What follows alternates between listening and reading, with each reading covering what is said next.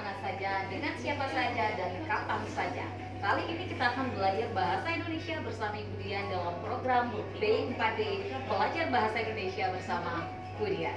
Assalamualaikum warahmatullahi wabarakatuh. Apa kabar anak-anak? Semoga selalu tetap sehat dan semangat meskipun belajar dari rumah. Nah, apakah kalian pernah menonton film Harry Potter atau Frozen? Ya, karena hari ini kita akan belajar mengenai teks cerita fantasi. Cerita imajinasi fantasi. Tujuan pembelajaran kita hari ini adalah yang pertama, peserta didik dapat memahami pengertian cerita imajinasi atau fantasi. Yang kedua, peserta didik dapat mengidentifikasi ciri-ciri teks cerita imajinasi atau fantasi. Yang ketiga, peserta didik dapat mengidentifikasi jenis teks cerita imajinasi atau cerita fantasi. Yang keempat, peserta didik dapat menentukan unsur intrinsik cerita imajinasi atau cerita fantasi. Pengertian cerita fantasi atau imajinasi. Cerita fantasi atau imajinasi adalah cerita yang dikembangkan berdasarkan khayalan atau imajinasi. Ide ceritanya tidak dibatasi oleh kehidupan nyata.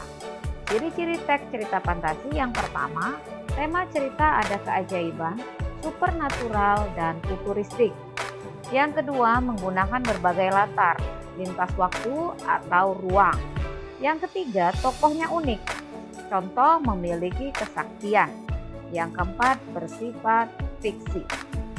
Jenis teks cerita fantasi dibagi dua. Yang pertama berdasarkan kesesuaian dalam kehidupan dan berdasarkan latarnya. Kesesuaian dalam kehidupan dibagi lagi menjadi dua jenis, yaitu cerita fantasi total dan cerita fantasi irisan.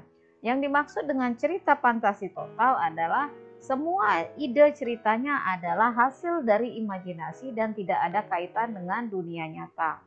Seperti Harry Potter, itu adalah contoh cerita fantasi total atau juga Frozen. Nah, sementara cerita fantasi irisan itu ada kaitannya dengan dunia nyata.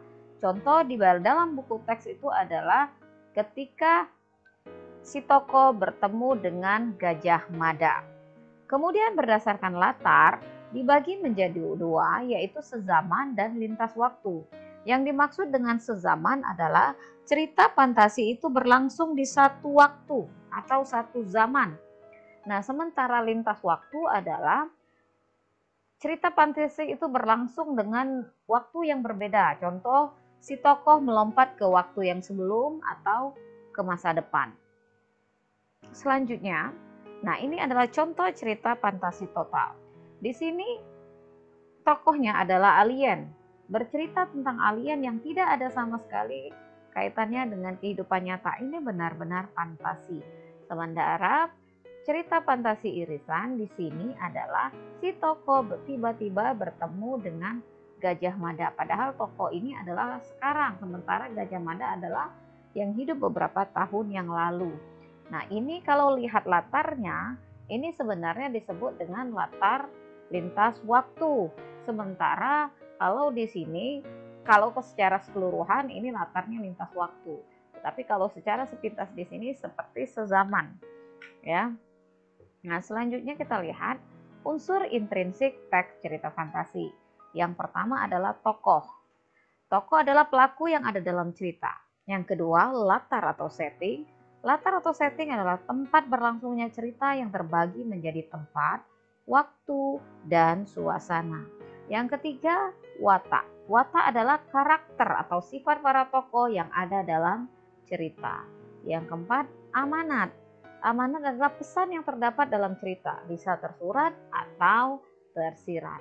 Nah, sekarang kalian perhatikan kutipan teks cerita fantasi yang berjudul Nataga ini.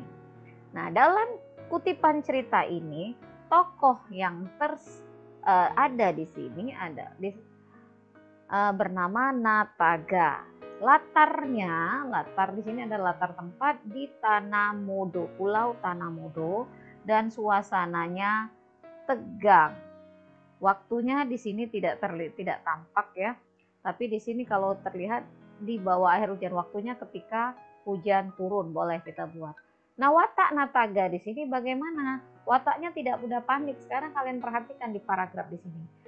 Mulai terlihat bayangan serigala yang hendak keluar dari kabut. Jumlah pasukan cukup banyak. Nataga dan seluruh panglima memberi isyarat untuk tidak panik. Nah, berarti meskipun keadaannya demikian kalut, tetapi Nataga tidak panik.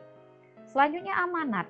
Amanat adalah apapun situasinya harus tetap tenang. Nah, sekarang di sini kalian lihat, apapun bentuk situasinya si tokoh Nataga harus tetap tenang.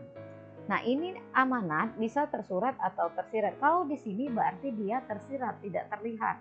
Tetapi ada juga beberapa amanat yang tersurat seperti di dalam fabel. Ada beberapa fabel itu masuk dalam cerita imajinasi. Bagaimana anak-anak? Sudah disimak materi tadi? Ya, nah sekarang tugas kalian adalah mengerjakan evaluasi yang ada dalam Google Form. Demikian pembelajaran kita hari ini anak-anak. Ingat, tetap semangat dan selalu jaga kesehatan. Sebelum Ibu akhiri, jangan lupa like, comment, and subscribe. Ibu akhiri, wassalamualaikum warahmatullahi wabarakatuh.